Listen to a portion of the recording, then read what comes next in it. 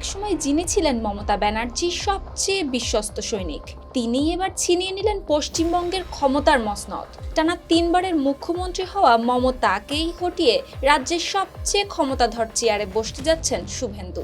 অথচ একসময় তৃণমূলের ভেতরেই শুভেন্দুকে তৈরি করেছিলেন মমতা। আর এখন নন্দীগ্রাম থেকে ভবানীপুর একটার পর একটা রাজনৈতিক লড়াইয়ের পর শুভেন্দু অধিকারী হলেন পশ্চিমবঙ্গের রাজনীতির অন্যতম প্রধান মুখ।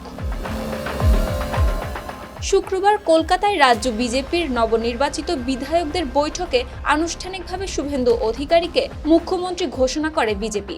বৈঠকে ভারতের কেন্দ্রীয় স্বরাষ্ট্রমন্ত্রী অমিত শাহ জানান, পরিষদীয় দলনেতার নির্বাচনের জন্য একাধিক প্রস্তাব এলেও সবগুলোতেই ছিল শুভেন্দু অধিকারীর নাম। আর কোনো দ্বিতীয় নাম না আসায় সর্বসম্মতিক্রমে শুভেন্দু অধিকারীকেই বেছে নেওয়া হয় পশ্চিমবঙ্গের মুখ্যমন্ত্রী হিসেবে।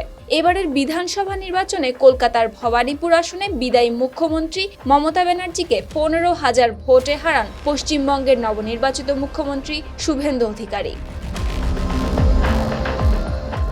শুক্তি রায়, RTV।